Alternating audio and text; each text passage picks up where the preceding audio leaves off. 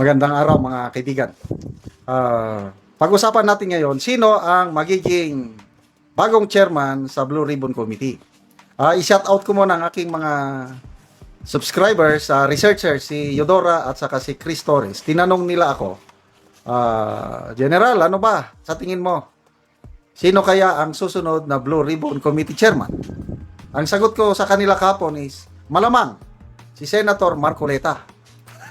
Ito ngayon, mayroong post ni MDTV channel, pahayag ni Senator Marcoleta doon sa Senate floor kagabi tungkol nito sa pagiging Blue Ribbon chairperson niya ulit. Sabi niya, ngayong si Senator Alan Peter Cayetano na ang Senate President, hihilingin ko na muling maging Blue Ribbon chair. At yung ilang buwan nating hinahanap na hearing sa Blue Ribbon na hindi nangyayari, ngayon mangyari na po, mga mahal kong mga kababayan. Next week, agad-agad iharap po natin sa taong bayan lahat ng ayaw nilang ipatawag. Ang 18 Marines, maririnig nyo na. Si Gutesa, mabibigyan ng pagkakataon muli. Si Chavit Singson, makakapagsalita na din.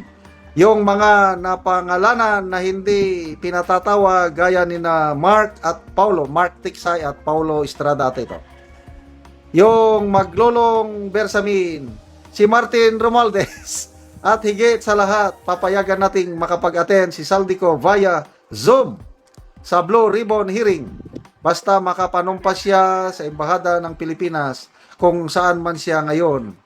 Hindi naman siya pwedeng huliin doon dahil naka-asylum siya sa bansa kung nasaan man siya sa ganong paraan na under oath siya. Magiging valid ang kanyang testimonya. Asahan nyo, linggo-linggo may hearing na ulit ang Blue Ribbon.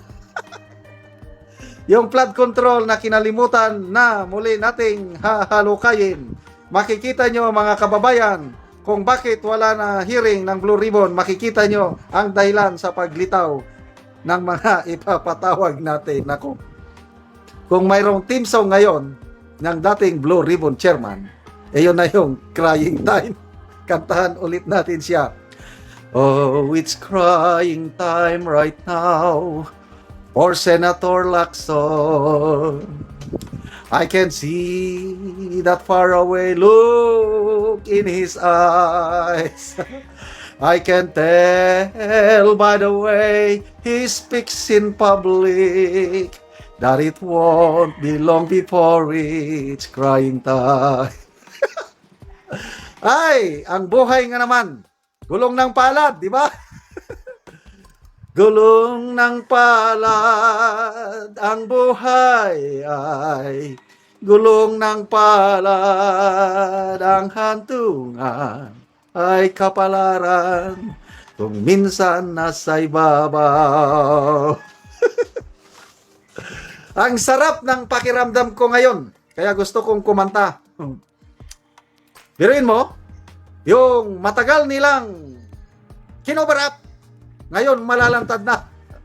Kaya aburido ngayon ang mga masterminds. Again, sinasabi ko, it's God's intervention itong nangyari na pag-change ng Senate leadership. Hindi ko inaasahan.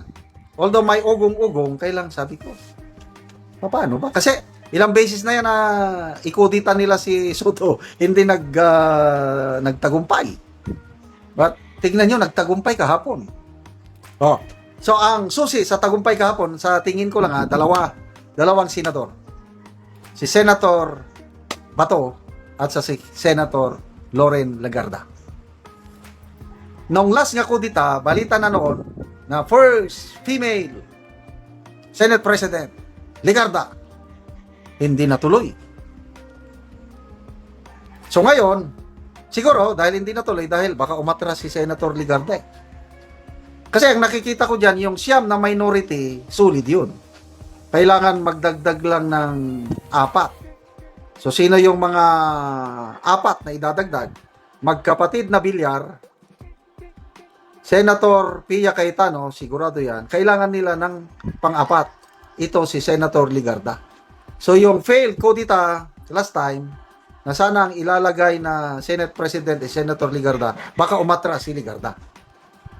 Hindi natuloy. Ngayon, tumuloy na siya. Bakit tumuloy na? Ito, opinion ko lang ito. Dahil napurnada, nagalit na rin siya sa ginagawa ng administrasyong ito, panggigipit sa kanyang anak. Kaya tignan mo, nakisawsaw na rin siya sa labanan ng Recto versus Leandro Libestis.